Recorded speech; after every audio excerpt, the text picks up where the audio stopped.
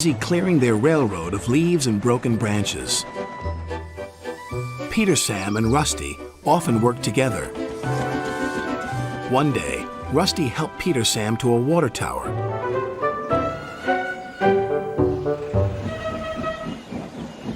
Peter Sam felt much better after his long drink, but the freight cars were bored. Let's break away.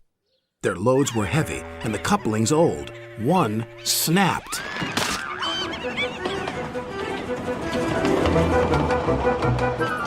Faster, faster, shouted the freight cars. A sign read slow steep bends and ravine ahead, but the silly cars never saw it.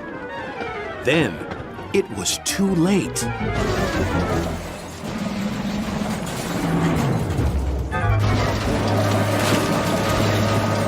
Peter Sam arrived at the scene of the disaster. His driver sighed. This was our fault. We didn't secure them properly. We'll have to get help to pull them out. Sir Topham Hatt will be very annoyed. And he was. You will work in the yards until I can trust you again.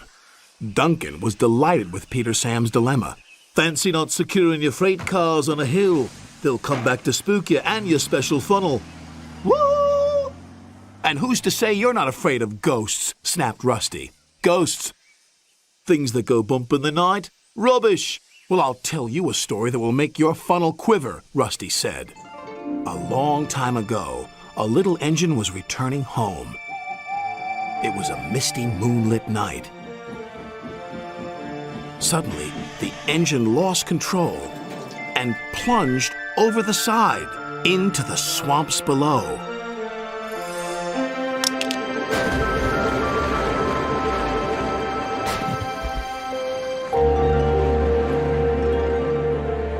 He was never found again. But many a workman will tell you that when the moon is full, they have seen the little engine trying to get home. But he never reaches the other side. So what do you think of that, Duncan? Rubbish, replied Duncan.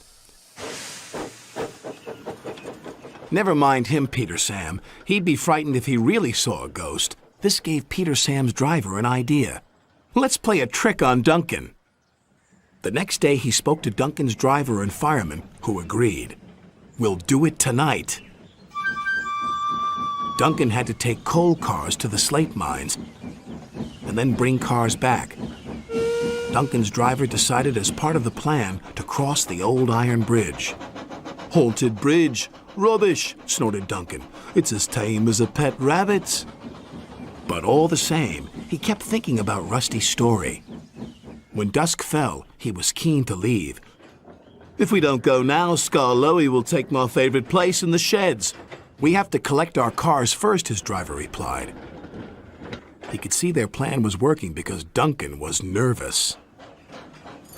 When night fell, they set off.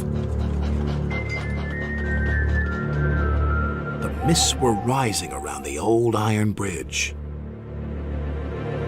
Duncan whistled, and the sound echoed everywhere.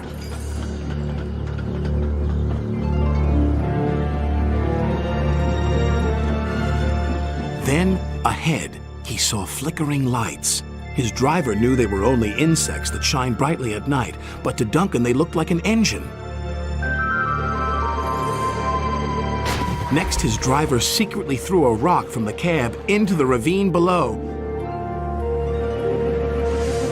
It's the ghost! Take me back! Take me back, please! When Duncan reached the safety of his shed, he closed his eyes tightly. Spooked, are you, Duncan? Laughed his driver. No, I'm asleep. And Duncan refused to open his eyes. He did, though, when he thought his driver wasn't looking, just to make sure that he was still there.